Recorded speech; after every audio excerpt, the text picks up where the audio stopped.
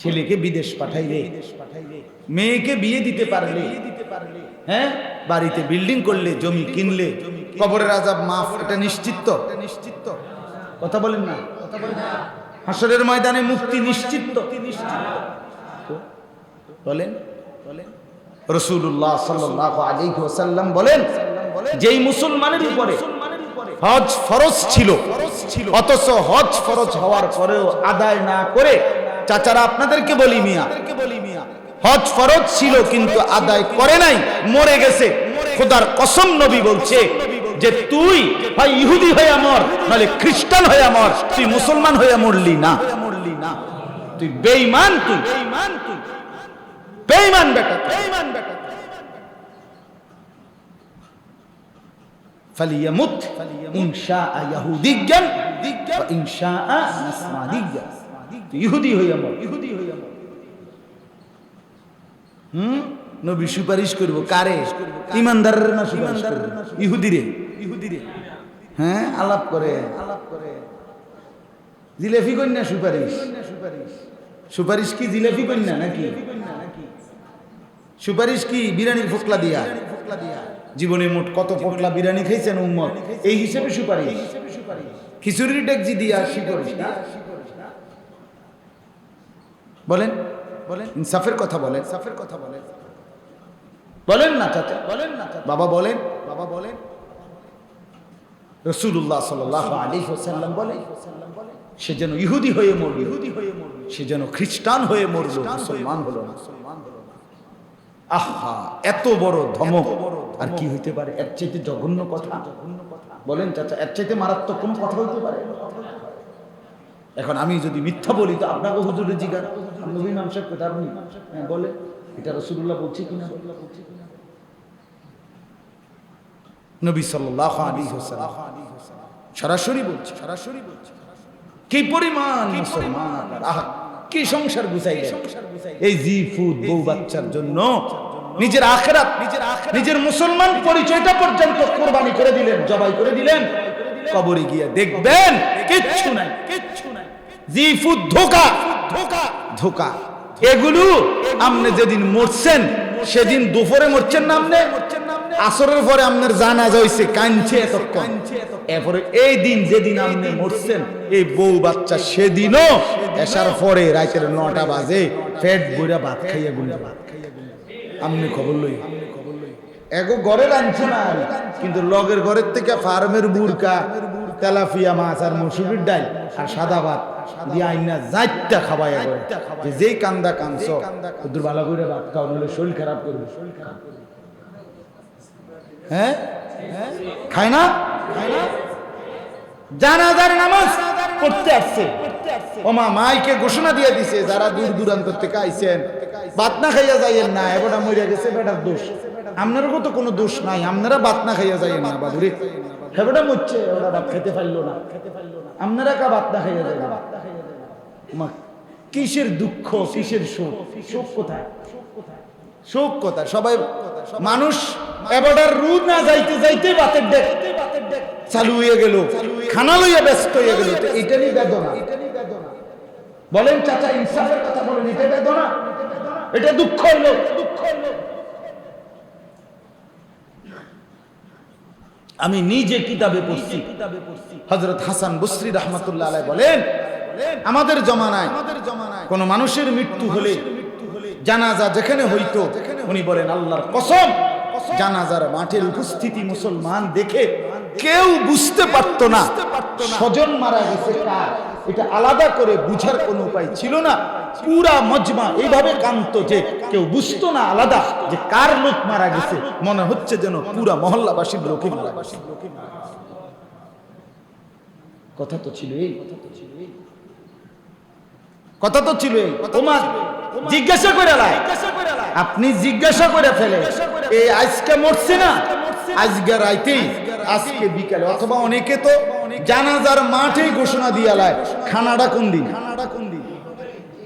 4 দিন না খানাটা, এটা যে কোরআনের আয়াত যে তোমার বাপ মরলে ভাত না খাবাইয়া কোন নিস্তার নাই। ভাত খাবাইতে হবে, তুমি মরবা, প্রয়োজনে ভিক্ষা করে চাইল লইবা, প্রয়োজনে গ্রামের থেকে একটা টিয়া উড়াইবা, মাগার খানা তোমার কি নাই, মিস বাদ যাইতে পারছো না, না খাইলে তোমার ইমান নাই, না খাবাই, খানা খাবাইতে হবে, মাগার খানা খাও, খানা খাও, 7 দিনের খানা খাবাই, 40 দিন পরে আবার গুন্না খাবাইবা, প্রত্যেক বছর আবার খাবাইবা, আবার যদি কেউ স্বপ্নে দেখে বাপের তো আবার ভাত খাবাইবা, মানে শুধু খানা, খানার রূপে কোনো ওষুধ নেই, শুধু ফার্মের মুরগা তেলাফি আর মসুর খাও, আল্লাহর উপর ভরসা কইরা, বাপ মরছে আমার, খাও, খাইতে থাকো তুমি, খাইতে থাকো তুমি। আশ্চর্য, আশ্চর্য এই ইনসাফ, এই ইনসাফ, ইনসাফ এটা লাশের সামনে, এটা সুখ যে খানাটা হবে। আজকে মারা গেছে বৃহস্পতিবার, শুক্র শনি রবি, সোমবার দিন সবাই দুপুরে দুগা ভাত খাইয়ে যাইয়েন, আমার আব্বা মারা গেছে যে এই দুঃখে আপনারা ভাত খাবেন, এটা ইনসাফ হয়ে গেল, ইনসাফ হয়ে গেল। অথচ হজ্জের বিধান বলেন, ওনার হাতে সব মানে টাকা নেই, কোরবানির বিধান বলেন ফ্যামিলির সবার যতজনের উপরে আসছে আও মারতো না, একজন দিলেই তৈল, সব আমরাই তো একসাথে তো বুঝতে বাতেন না খাওন, এটার 2 কথা ফু দিয়ে উড়াই দিই,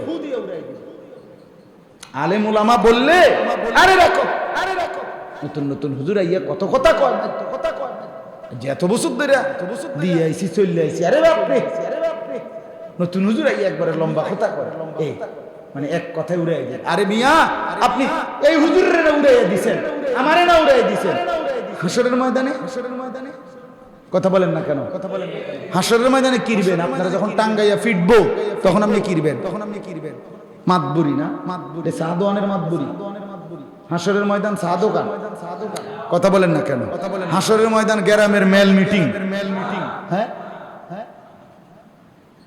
আমার শায়েখ, আমার শায়েখ, ওই ছেলে এখানে মোবাইল টিপো কেন বেটা, ফালতু কোথাকার, ফালতু কোথাকার,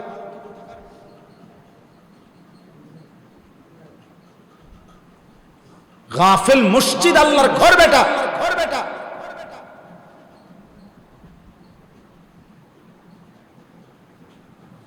জিন্দেগি শেষ করে দিতে নওজোয়ান, জিন্দেগি, হায় মুসলমান ছেলেরা, মনে রাখো বাপ, মনে রাখো বাপ, এই মোবাইল, মোবাইল কারে কোথায় নিয়ে যায়, কোথায় নিয়ে যায় টের পাই বাবা, টের পাই বাবা, হায়াত তো শেষ হয় নাই এখনো, শেষ হয় নাই এখনো, রঙের গুড্ডি সন্ধ্যা হবে, সন্ধ্যা হবে, গুড্ডি কোনো সারা রাত উড়ায় না, সারা রাত উড়ায় না, গুড্ডি সন্ধ্যা পর্যন্ত উড়ায়, সন্ধ্যা পর্যন্ত উড়ায়, আন্ধার হয়ে গেলে আর গুড্ডি ওড়ে না, গুড্ডি ওড়ে না, হায়াত শেষ হয়ে যাবে, শেষ হয়ে যাবে, জওয়ানি, জওয়ানি কমে যাবে, কমে যাবে, 18 বছর, 18 বছর 25 বছর হবে, 25 বছর হবে, 25 বছর 35 বছর হবে, 35 বছর 45 বছর হবে, 40 বছর হবে, তখন বুঝবে দুনিয়া কাকে বলে, দুনিয়া কাকে বলে। এই মাতলামি, এই নেশা, এই নেশা, এই মোবাইল, এই উলঙ্গপনা, এই বেহায়াপনা, সারা রাত নারীর ছবি, জিনা ব্যভিচারের দৃশ্য, 24 ঘন্টা মোবাইল আর অসৎ বন্ধুদের আড্ডা, এই চুলের বাহার, এই প্রস্রাব করে পানি না নেওয়া, কোনদিন ফজরের নামাজ না পড়া নওজোয়ান, আল্লাহর কসম বললাম কষ্ট পাইবা, কষ্ট পাইবা দুনিয়াতে, দুনিয়াতে, দুনিয়া, কবর তো পরে, আখিরাত তো পরে, দুনিয়ায় কষ্ট পাইবা। আমার নাম আনিসুর রহমান, আমি বললাম, আমাদের সন্তানদের এই সীমাহীন গাফলতি, মুরব্বী অভিভাবক কারো কোনো ফিকির না, মানুষ গড়বে কে, শুধু বাড়ি, বিল্ডিং, সোফা, খাট, ইট, বালু, সিমেন্ট, বিদেশ, বিয়ার, ভাত তরকারি, ফাঙ্গাস, তেলাপিয়া, বাজার, সদাই, সবাই ব্যস্ত এই নিয়ে। আহা ছেলের চরিত্র নাই, মেয়ের চরিত্র নাই, স্ত্রীর চরিত্র নাই, বাপ মার এই নিয়া, দাদা দাদির এই নিয়া কোনো আলোচনা। কিরে ফোলাগারে বিদেশ ফাটাইতি না, বিদেশ ফাটাইতি না, এই হলো দাদার কথা, এই হলো দাদার কথা। ফোলাগা বিয়া করাই, ফোলাগা নাতির বউকে ছাইয়া দিতাম না, এই হলো দাদা, ছেলেটাতে। অথচ তার ঘরে আজকে 16 বছরের ছেলেটা 1 বছর 365 দিনে খোদার একটা বছরে কোনোদিন ফজরের নামাজ পড়ে না, কোনোদিনও না। এত বড় জানোয়ার মুসলমানের ঘরে কেমনে দিন? তার বাপ কেডা, তার মাকে কোন বংশে বড় হল? এত বড় অসভ্য, এত বড় নিকৃষ্ট জানোয়ার। একদিন দুই দিন চাচা বলেন, একদিন দুই দিন? খোদার 365 দিনে আপনার ছেলে কোনোদিন নামাজ পড়বে না? আপনি বাপ, আপনি দাদা, আপনার মেয়ে কোনোদিন পর্দা করবে না? আপনার ঘরে 20 বছর প্রত্যেক দিন টেলিভিশন চলবে, প্রতিদিন এই নর্তকী চলবে, নাচ গান, জিনা বেবিচারের দৃশ্য, হিন্দি নাটক, সিনেমা, এই আপনার ছেলে মেয়ে বউ বাচ্চা এভাবে প্রতিদিন 10 বছর 15 বছর ধরে। তাহলে এরা জাহান্নাম থেকে বাঁচবে না? এদের আখিরাত নাই, এদের কবর নাই, এদের গন্তব্য কোথায়? যে স্বামী কষ্ট করে বিদেশ রক্ত পানি করে টাকা কামাই করছে, আহা বেচারা, সুখ বলতে আহ্লাদ বলতে কিছুই নাই, নিষ্প্রাণ এক জিন্দেগি, প্রবাসের জিন্দেগি। স্ত্রী যার পাশে নাই, ছেলে মেয়ে যার পাশে নাই, মা যার পাশে নাই, সে আদর পাবে কার থেকে? বলেন না।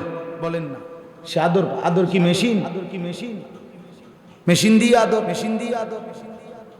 তাহলে সব কিছু ছেড়ে শুধু বিবি বাচ্চার একটু সুখের জন্য যে মানুষটা 12 বছর 18 বছর বিদেশের জমিনে পড়ে আছে, কষ্ট করে জীবনের সবটুকু দিয়ে টাকা পাঠাচ্ছে, তার ছেলেও নামাজ পড়ে না, মেয়েও নামাজ পড়ে না, স্ত্রীও যদি পর্দা না করে, তো এই বেচারার জীবনের অর্জন কি? দুনিয়ারও কোনো সুখ মিলল না তোমার, আখিরাতও মিলল না। তোমার অর্জনটা কি ভাইয়া? বলেন। আল্লাহ আমাদেরকে মাফ করে দেন। চলেন বাপ। এই জন্য বললাম আপনাদের মধ্যে এটা ভাবেন, আপনারা ইনসাফের সাথে মাঝ বয়সী মুরব্বী অনেক আছেন, আপনারাও ভাবেন চাচা শেষ হায়াতটা কেমনে কাটাইতেছে? এত বছর বয়স, এখনো বিড়ি খান, লজ্জা লাগে না? কখন ছাড়বেন? এত বড় হায়াত হয়ে গেছে, এখনো দাড়ি কাটেন, শরম লাগে না? আপনি কবরে যাবেন না? আপনি কি বলবেন মুনকার নাকির ফেরেশতাকে? হ্যাঁ, হাসরের ময়দানে কি বলবেন? সুম্মা লা তুসআলুন্না ইয়াওমাইদিন আনিন নাঈম। রব্বুল আলামিন বলেন, আমি হাসরের ময়দানে বান্দা আমার প্রত্যেকটি নিয়ামত সম্পর্কে একটি একটি করে জিজ্ঞেস করব। রব্বুল আলামিন বলে, এই চোখে আমি বান্দা তোমাকে দেখবার মতো শক্তি দিয়েছিলাম 40 বছর, এই চোখের হক কি আদায় করেছো বলো? হাতের কি হক আদায় করেছো বলো বান্দা? আল্লাহ কোরআনে বলেন, হাত্তা ইদা মা জাউহা। এই মাশাআল্লাহ, এক ছেলে মোবাইল ছবি তুলে আরেকজনে তারে টাকা দিয়ে সরাই দিছে, যে মাইরে লাইব অন্ঠে। মাশাআল্লাহ, যে ভাই এইটুকু খেদমত করলে আল্লাহ তোমারে বরকত দান করে, সে বিষয়টা বুঝছে, হ্যাঁ অবস্থা বেতাল, এই হুজুর বড় পাগলা হুজুর। মাশাআল্লাহ। স্বপ্ন দেখি, আমি হতাশ না। আমি শক্ত কথা বলার অর্থ এটা না যে আমাদের এই সন্তানরা সব বাদ হয়ে যাবে, না, শেষ পর্যন্ত ইনশাআল্লাহ ঈমান ইসলামের জন্য, আল্লাহর জন্য, দ্বীনের জন্য কুরবানি করবে, জান দেবে মুসলমানের ছেলেরাই।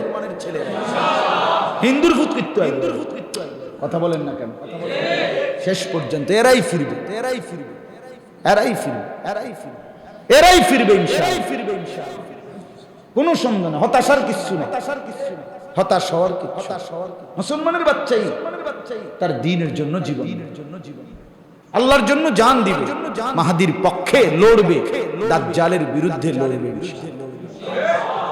বাকি কথা হলো, দেখার বিষয় হলো, যুবক তুমি কামে লাগলে কিনা? কোনো না কোনো নওজোয়ান যুদ্ধ করবে, কোনো না কোনো নওজোয়ান আল্লাহর জন্য জীবন দেবেই, কোনো না কোনো নওজোয়ান ইমাম মাহদির পক্ষ নেবেই, কোনো না কোনো নওজোয়ান দাজ্জালের বিরুদ্ধে লড়বেই। দেখার বিষয় হলো তুমি লাগলা কিনা? আমি লাগলে আমি দামি, তুমি লাগলে তুমি দামি। তুমি দাও। হাদিসে আছে নবী সাল্লাল্লাহু আলাইহি ওয়াসাল্লাম বলেন, আল্লাহর কোন বান্দা যখন তাসবিহ পড়ে, তো তাসবিহতে যেই কথাটা সে কয়, আল্লাহ এটার জবাব দেয়, পাল্টা জবাব দেয়। আবার কোন, আবার বলেন। অর্থ হইল, আমি বললাম সুবহানাল্লাহ, অর্থ হইল আল্লাহ আমি আপনার পবিত্রতা বর্ণনা করছি। এটা হলো কিসের অর্থ? রব্বুল আলামিন বলে, বান্দা তুমি না বললেও তো আমি আগে থেকেই পবিত্র, তাইলে তুমি বললে লাভ কি হলো?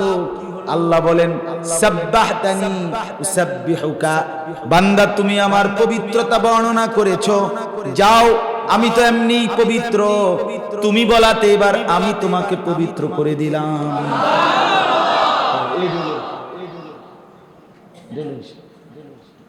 বান্দাকে আল্লাহ রিপিট করে, তুমি আমারে যেটা বলছো এটা তো আমি আছি, তোমারে দামি বানাই, তোমারে দামি বানাই। বান্দা বলে আল্লাহু আকবার, আল্লাহ বলে আমি তো এমনি বড়, যাও এবার তোমাকেও পৃথিবীর মাঝে আমি আল্লাহ দামি বানিয়ে দিলাম।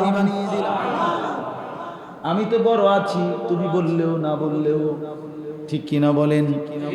সারা পৃথিবী সেজদা দিলেও আল্লাহ বাড়ে না, সারা পৃথিবী নাফরমানি করলেও আল্লাহ কমে না। কোরআনে আল্লাহ বলেন, ওমান কাফারা ফা ইন্নাল্লাহা গানিয়ুন আনিল আলামিন। আল্লাহ